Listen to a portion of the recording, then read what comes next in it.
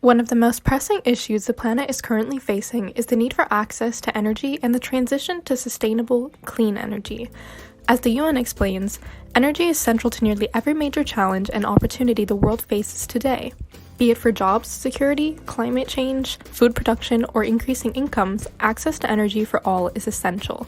Transitioning the global economy towards clean and sustainable energy sources is one of our greatest challenges in the coming decades. Sustainable energy is an opportunity. It transforms lives, economies, and the planet. For most of the countries that do have access to energy, it is not sourced sustainably. For example, the process of electricity generation is the second leading cause of industrial air pollution in the United States. Most of U.S. electricity comes from coal, nuclear, and other non-renewable power plants. Much of energy production at present comes from fossil fuels such as oil, coal, and natural gas and are not renewable since their quantity is finite. Once we've extracted them, they will cease to be available for use as an economically viable energy source. While they are produced through natural processes, these processes are too slow to replenish these fuels as quickly as humans use them, so these sources will run out sooner or later, and these non-renewable fuels pollute the planet and are causing global warming. What is the solution to this? Renewable and clean energy sources can be used to produce electricity with fewer environmental impacts. It is possible to make electricity from renewable energy sources without producing carbon dioxide, the leading cause of global climate change. But first, just what is renewable and clean energy? Renewable energy is derived from natural resources that replenish themselves over a period of time without depleting the Earth's resources. These resources also have the benefit of being abundant, available in nearly some capacity everywhere, and they cause little, if any, environmental damage. Energy from the sun, wind, and thermal energy stored in the Earth's crust are examples. Clean energy is carbon-free energy that creates little to no greenhouse gas emissions. Clean energy encompasses both renewable and non-renewable resources, but almost all forms of renewable energy are clean.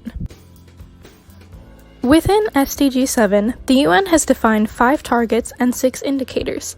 These 5 targets specify the goals of SDG7, and the indicators represent the metrics by which the world aims to track whether these targets are achieved. Starting from the top, Target 7.1 is universal access to modern energy. The first indicator for this is access to electricity.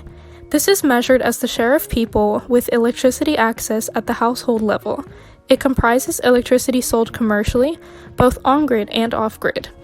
Indicator 7.1.2 is access to clean fuels for cooking. This is measured as the share of total population with access to clean fuels and technologies for cooking. Access to clean fuels or technologies, such as clean cook stoves, reduce exposure to indoor air pollutants, a leading cause of death in low-income households. The next target, 7.2, is to increase the global percentage of renewable energy. The indicator for this is renewable energy. This is measured as renewable energy inclusive of solar, wind, geothermal, hydropower, bioenergy, and marine sources as a share of final, not primary, energy consumption. Target 7.3 is to double the improvement in energy efficiency. Indicator 7.3.1 is energy efficiency. This is energy intensity measured in terms of primary energy and GDP. The next target is 7.A, to promote access, technology, and investments in clean energy. As a quote from the UN, to enhance international cooperation to facilitate access to clean energy research and technology, including renewable energy, energy efficiency, and advanced and cleaner fossil fuel technology, and promote investment in energy infrastructure and clean energy technology. Indicator 7.A.1 is access and investments in clean energy, which is measured by international financial flows to developing countries in support of clean energy research and development and renewable energy production, including hybrid systems. And lastly is Target 7.B, to expand and upgrade energy services for developing countries. Indicator 7.B.1 is expanding energy services for developing countries. This is measured by investments in energy efficiency as a proportion of GDP and the amount of foreign direct investment and financial transfer for infrastructure and technology to sustainable development services. Now, with a basic understanding of SDG7, we can take a more in-depth look into the statistics and which countries are leading or falling behind. According to the U.S. Energy Information Administration, countries such as Iceland, Paraguay, and Albania have already or have come close to reaching the goal of becoming 100% renewable. These countries are leading the way in a hopeful transition of the world becoming reliant on renewable energy. As of 2020, countries including Germany, Sweden, Norway, Spain, and Italy have been recognized for having some of the cleanest energy in the world. Sweden, as of most recent, has achieved at consuming nearly 55% of its energy from renewable resources, making half of all energy produced in the country renewable. Germany falls with about 40 to 50% of its energy renewably charged over the past year. It seems that many nations in the EU are becoming successful in their endeavors to become renewable. However, there are several countries that have not made such strides. Countries including United Arab Emirates, Benin, Botswana, Kuwait, Mongolia, and the Republic of Yemen are amongst several nations who produce relatively 0% of their energy from renewable resources. With this dependency on fossil fuel, it is likely that these countries will need assistance in transitioning to renewable energy. Let's take a closer look at how successful countries design their energy policies in accordance with SDG7. First, we will look at Sweden, ranked best overall in the Climate Change Performance Index, on path to reach the goal of fully switching to renewable energy 10 years earlier in 2040. As of now, its main sources of energy are nuclear and hydropower, but solar and wind power are on a stagnant uptrend, the latter increasing from just 1% of total electricity production in 2010 to 10% 8 years later. The International Renewable Energy Agency recommended solutions for Sweden as a basis for successful policies. To make the transition happen, efforts need to be made in all four sectors, from supply to transmission, distribution to creating a carbon-free end product. The focus of transmission systems should be on stability to improve efficiency and reduce the amount of energy lost. Furthermore, creating interconnected systems and integrating distributed energy resources such as solar panels on roofs. One example for an interconnected local community is the carbon-neutral neighborhood of Västra Hamnen in Sweden's third largest city, Malmö. All consumed electricity is produced in a local power plant, as well as dozens of connected solar panels distributed on its houses. The neighborhood furthermore features an innovative heating solution. A thermal energy storage system 70 meters below the streets uses hot water collected in summer to heat buildings in the winter. During that period, the water will cool down again, eliminating the need for air conditioning. To make renewables more cost efficient and make the transition towards green energy, in a joint effort with its neighbor Norway, Sweden has implemented an electricity certificate system. Producing 1 megawatt hour of green electricity in Sweden will grant producers a certificate that can be sold on a market.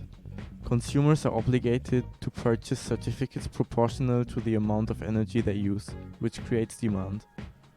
The government revokes these certificates and increases the amount given out on a yearly basis. This creates financial incentives regulated by a free market, bringing down the production cost of green electricity. In the fuel sector, the Swedish government imposes fossil fuel taxes and requires every filling station to contain at least one option sourced from renewable energy, helping tax-exempted biofuel to be on track to overtake the percentage of fossil fuels in the coming years. In its cities, it subsidizes public transportation companies if they choose to run electric vehicles. The Swedish government also builds state-funded infrastructure such as EV chargers to move away from combustion engines simultaneously with the transition towards 100% renewables. For now, the aviation and shipping industries are excluded from these tax burdens to keep Sweden economically competitive. A good policymaker also needs to take into consideration which measures are appropriate for the current situation. A developing country in sub-Saharan Africa simply cannot afford to fund a project like Västra Hamnen. A prime example for a country with rough starting conditions is Rwanda. Suffering greatly from a bloody civil war not even 30 years ago, its government proclaimed to follow the goals of SDG7 to have renewable energy comprise 100% of its used energy by 2050. Its main challenges are the lack of a connected power grid and affordability. Up from less than a tenth in 2010, roughly 70% of the urban population, but only 12% of the rural population have access to electricity. Rwanda's pronounced goal is to make electricity available for everyone by 2024.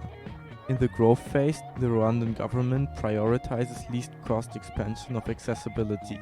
since reliability on the power grid will increase industrial productivity, leading to more economic growth. This is financed by pulling subsidies from the heavy oil industry, which has a low security due to the dependence on imports. Rwanda's long-term strategy is to find the right energy mix to develop its economy through connecting the country by electricity. Even though the government still plans to exploit its natural resources, methane gas and peat, it acknowledges it cannot solely rely on them long-term and makes an effort to steer investments into alternative energy sources. There's a great untapped potential for hydropower in the country's numerous small and middle-sized rivers. The rural area's biggest hindrance is grid capacity, making off-grid solutions like small-scale biomass or solar production a viable solution. Unlike Sweden, which has the capital to create financial incentives, strategizing in the country is primarily done by the state-owned Rwanda Energy Group through government-planned direct investments in the construction of infrastructure. Due to the lack of accessibility, the conditions to create a healthy energy market are not yet given. In conclusion, to achieve the SDG7 goals, a country must first make sure energy producers and consumers have interconnected infrastructure to create a market for distributed green energy production. The government's main role is to reduce the production costs to make renewable energy competitive. Furthermore, policy should be designed to fit local conditions. In vast northern Sweden, biofuel will be more efficient than building infrastructure for electric vehicles. On the other hand, if Rwanda makes use of its solar and hydro energy potential, electric cars will reign supreme there. These two states are examples that follow long-haul sustainable strategies. Unfortunately, not every state is as determined as them to work towards the objectives of SDG7. In a world driven by profits, it is a priority to show that green energy can be economically valuable and even outperform conventional energy production in the long term.